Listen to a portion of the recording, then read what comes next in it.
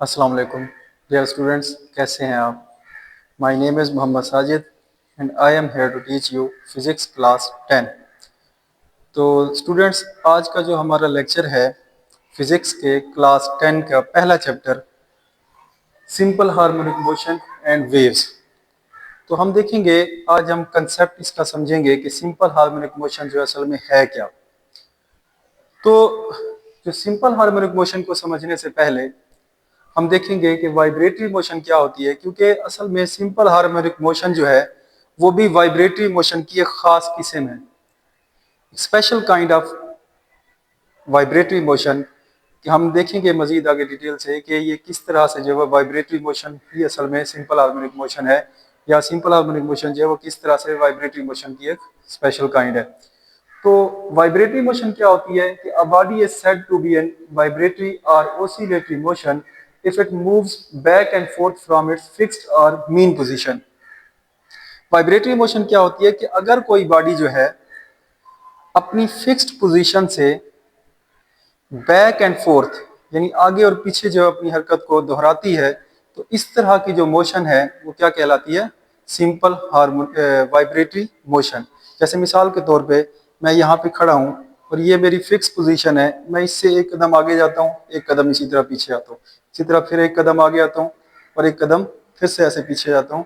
तो अगर मैं इस तरह की अपनी मोशन को कंटिन्यू रखता हूँ तो इस तरह की जो मोशन है वो क्या कहलाती है, वाइब्रेटरी मोशन कहलाती है। तो अब हम देखते हैं कि सिंपल हार्मोनिक मोशन क्या है। कि it occurs when the net force is directly proportional to the displacement from the mean position and it always directed towards the mean position.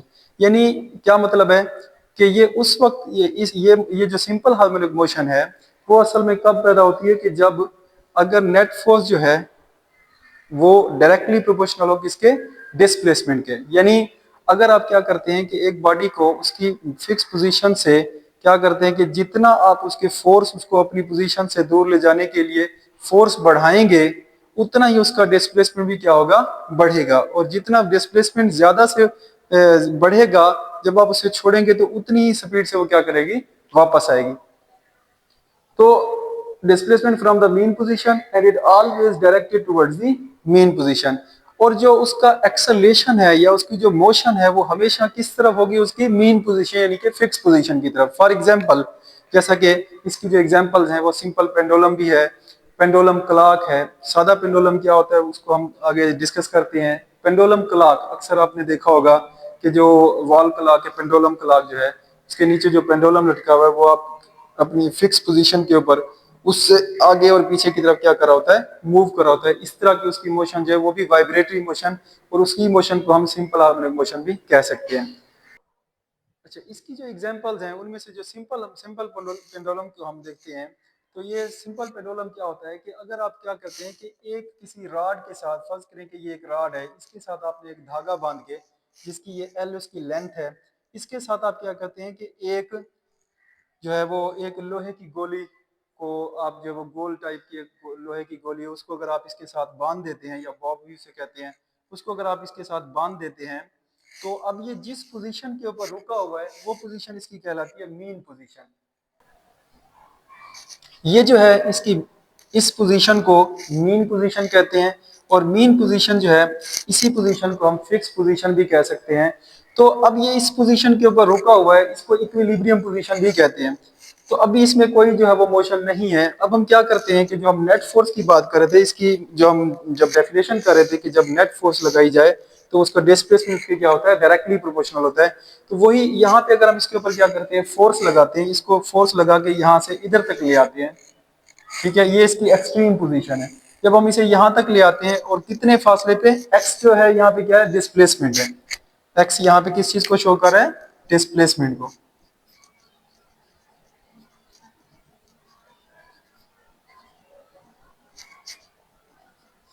अब ये एक्स जो है इसका क्या है, डिस्प्लेसमेंट है। तो इतने डिस्प्लेसमेंट तक ले जाकर जब हम इसे छोड़ते हैं तो उसके बाद ये क्या करेगा, ये वापस अपनी मीन पोजीशन की तरफ आएगा।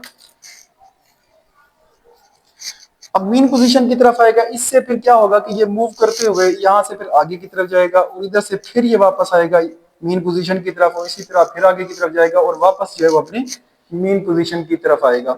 तो अब आप देखिए कि जैसे हमने इसके ऊपर ये नेट फोर्स लगाई है तो वो कुछ फासले तक गया, उसके बाद जब इसे हमने छोड़ा तो जितना हम इसके ऊपर नेट फोर्स बढ़ाते जाएंगे तो उतना इसका डिस्प्लेसमेंट भी क्या होता जाएगा, बढ़ता जाएगा। और जब हम इसे छोड़ेंगे तो वापस किस तरफ आएगा, एक्सेलरेट किस तरफ करेगा, अपनी मेन पोजीशन की तरफ। तो अब ये जो मेन पोजीशन से इनर्शिया की वजह से यहाँ पे नहीं रुकता, और इसकी इनर्शिया क्या होता है उसको हम आगे डिस्कस करेंगे।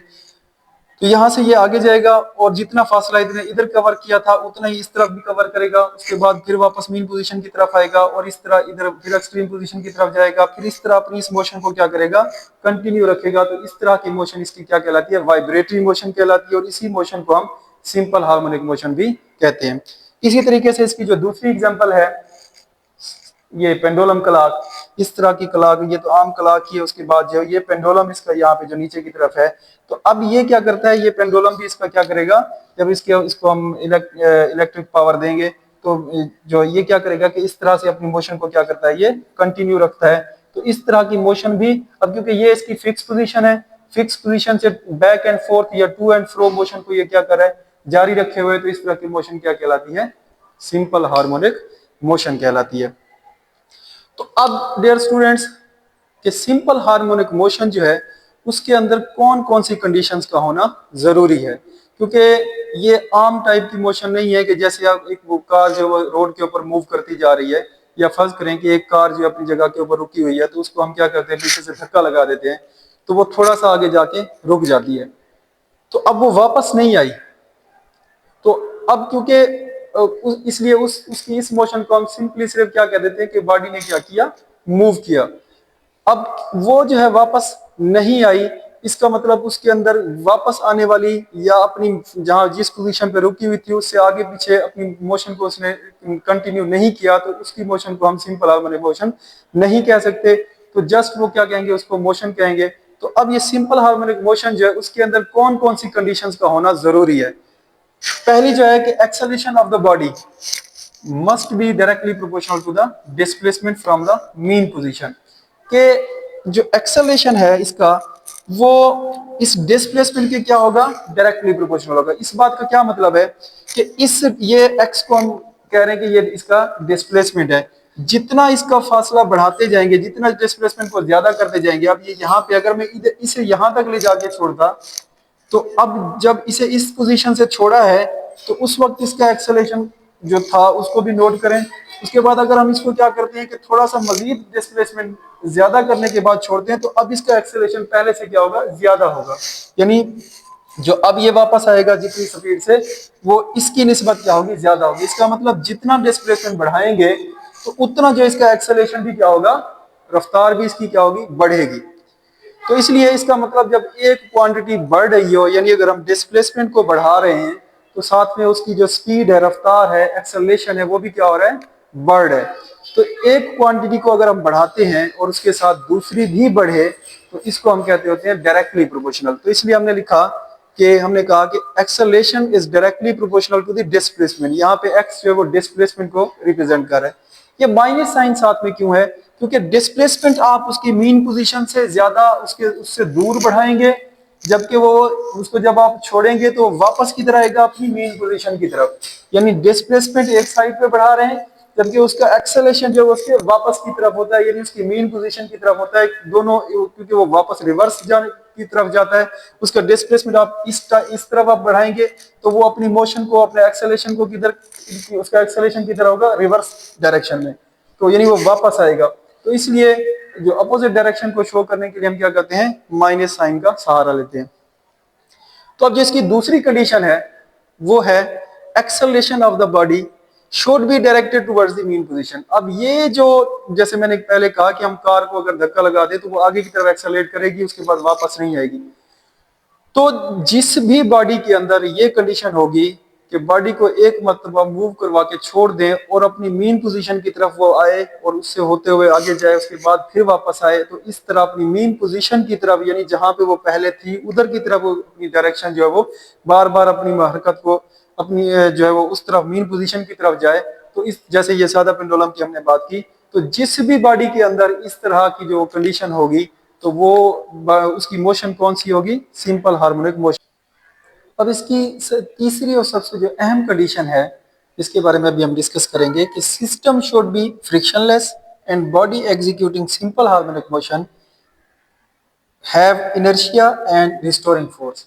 तो ये सबसे अहम कंडीशन है इसकी, जो भी बॉडी जिसकी हम मोशन को हम सिंपल हार्मोनिक मोशन कहते हैं, तो उसके लिए ये कंडीशंस का होना जरूरी है। कौन सी, कि सिस्टम शुड बी फ्रिक्शनलेस। अब इस बात का क्या मतलब है कि सिस्टम जो है, यानी कि जहां पे आप जिस भी बॉडी के की सिंपल हार्मोनिक मोशन को स्टडी कर रहे हैं, तो जिस एनवायरनमेंट के अंदर आप खड़े हैं वो क्या हो, फ्रिक्शनलेस हो। जैसे मिसाल के तौर पे अगर हम सादा पेंडुलम की बात करते हैं, तो अगर हम किसी ओपन एरिया में इसको डिस्कस कर रहे हैं, यानी कि जहाँ पे हवा भी मौजूद है और अगर हवा तेज चल रही है, तो अगर हम इसको इसकी मीन पोजीशन से एक्सट्रीम पोजीशन पे ले जाकर छोड़ते हैं, तो हवा की फ्रिक्शन का मतलब होता है, यानी कि इस बात का मतलब ये है कि जो एक्सटर्नल फोर्स है, कोई बैरूनी जो कोई फोर्स है, उसका कोई इफेक्ट ना हो। यानी इसका मतलब यह है कि फ्रिक्शनलेस का मतलब यह है कि कोई एक्सटर्नल फोर्स जो है वो उसके ऊपर कोई इफेक्ट ना कर रही हो। अब एक्सटर्नल फोर्सेस जो है वो सिंपल पेंडुलम है या कोई भी बॉडी जिसकी मोशन सिंपल हार्मोनिक मोशन की हम बात कर रहे हैं,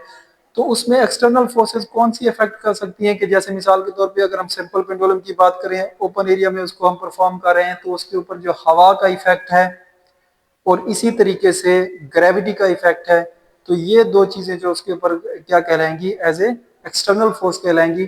तो इन फोर्सेस की वजह से, इन एक्सटर्नल फोर्सेस की वजह से उसके टाइम पीरियड पे और उसकी बाकी चीजों के ऊपर इफेक्ट हो सकता है। तो इसलिए सिस्टम जो है वो फ्रिक्शनलेस होना चाहिए, और जिस भी बॉडी की मोशन, यानी कि जिसको हम सिंपल हार्मोनिक मोशन कह रहे हैं, उसमें क्या हो, इनर्शिया भी हो और साथ में रिस्टोरिंग फोर्स का होना भी जरूरी है। अब हम बात करते हैं कि इनर्शिया की, तो इनर्शिया क्या होता है।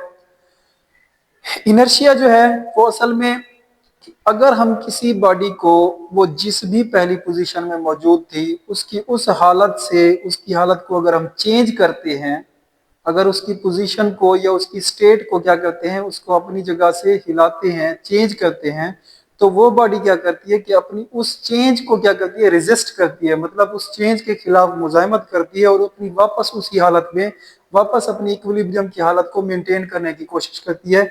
तो बॉडी की इसी खासियत को क्या कहते हैं, इनर्शिया कहते हैं। अगर हम सादा सी मिसाल लें कि अगर यह जो स्विंग है, एक रस्सी के साथ आप ऊपर झूला बांध देते हैं, जैसे बच्चों को हम के लिए हम इस्तेमाल करते हैं, तो आप उसे एक दफा ले जाकर छोड़ देते हैं, तो आप देखें कि जब आप उसे थोड़े से फासले पे ले जाके छोड़ देते हैं, तो वो वापस उसी तरफ आने की कोशिश करता है और आहिस्ता आहिस्ता आहिस्ता रुकते रुकते अपनी उसी मीन पोजीशन के ऊपर आके रुक जाता है। तो वो अपनी उस हालत को, पहले वाली हालत को मेंटेन करने की कोशिश कर रहा होता है। तो बॉडी की इस जो खासियत है उसको क्या कहते हैं, इनर्शिया कहते हैं। और दूसरी सबसे अहम चीज क्या है, रिस्टोरिंग फोर्स।